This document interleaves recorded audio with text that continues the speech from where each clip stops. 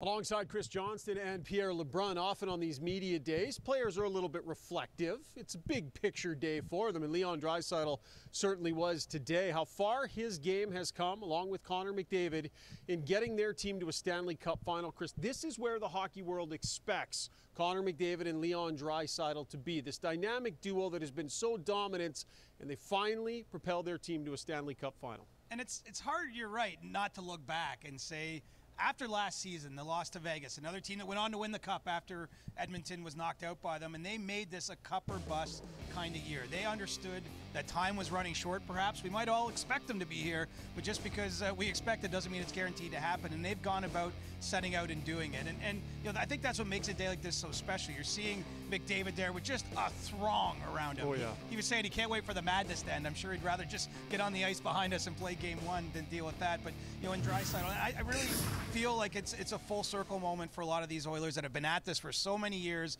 and finally now have their chance right in front of them. 4 wins, and they get to lift that thing. Draisaitl was great, too. He was asked about how special today was, the media day. He's like, oh, yeah, it's great. I'll be happy when it's done. I'm not going to lie to you. So he was putting on sort of a happy face about it. Pierre, whether you wanted to or not, bud, you ended up bulletin board material for the Edmonton Oilers. You did one of your surveys asking the hockey world, how's this going to go? It was heavily slanted in favor of the Florida Panthers, and you ended up, and that article is part of a meeting. Well, I don't think anyone's angry with me, per se. Don't shoot the messenger. But, yes, I mean... Annoyed, maybe, with you. I found out from a few Oilers players on this day that Chris Knobloch brought up the survey that we did, that it was 29-4 in favor of the Florida Panthers. Coaches and management types around the league overwhelmingly picking Edmonton to lose this series. And not only were the Oilers going to use this as motivation, as they talked about it as a group in the team meeting this week, but frankly, a couple of the Oilers players I spoke with were surprised. I mean, this is a team that just beat the Dallas Stars, a team that a lot of people had picked to win the Stanley Cup, and a lot of the same reasons why people are picking Florida are repeated from the same reasons we heard from people picking Dallas. Deeper lineup, goalie edge, all these things. I can tell you this, there's a chip on the shoulders of the Edmonton Oilers entering this Cup final. Chris and I did a quick media poll. 25 out of 30 thought it was just okay, that article. The refereeing, the standard, right? What's it going to be? The power play and the penalty kill are going to be such a massive piece of this Stanley Cup final, CJ. What are we expecting? Like, what does the NHL want here? Regular season standards during a Stanley Cup final?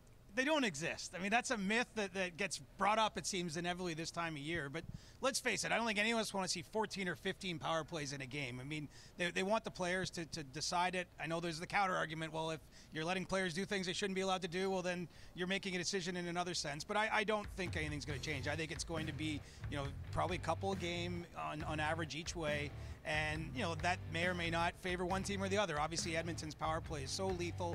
But, you know, the Panthers' penalty kill has been good. And I thought what was interesting for me today, so many of the Panthers push back on this idea that they, you know, are prone to the dirty play. They're saying we're not penalized that much. Well, you go to NHL.com and sort by penalty minutes. Yes, you are. They've taken the most of any team so far in these playoffs. And a couple of Panthers players told me that they talked internally all week about once there's a whistle, get away from it. We cannot take undisciplined penalties just because we're trying to send a message. And frankly, they were pretty disciplined in the Eastern Conference Final against the New York Rangers. But I also spoke to a couple of Oilers players who said, listen, the difference in this series of having 3 power plays in a game to just 1 is massive. Let's not kid ourselves. This is arguably the greatest power play in NHL history. I mean, that's not even dramatic to say that. It's 1 goal. 33% the Oilers are clicking at, so it's basically 1 goal. And my final point would be this. I can't remember in the lead up to a Cup final the pressure on the 4 referees in question in this series since being this high since a 2011 Cup final when Vancouver management, I remember, made this a pretty big deal ahead of the Stanley Cup final against the Boston Bruins, and the juxtaposition of those 2 playing styles, that's what this feels like. Just don't be the story at the end of the day. Try not to be the story. Matthew Tkachuk, by the way, says he's reformed. All that after the whistle stuff, it's not really in my game anymore.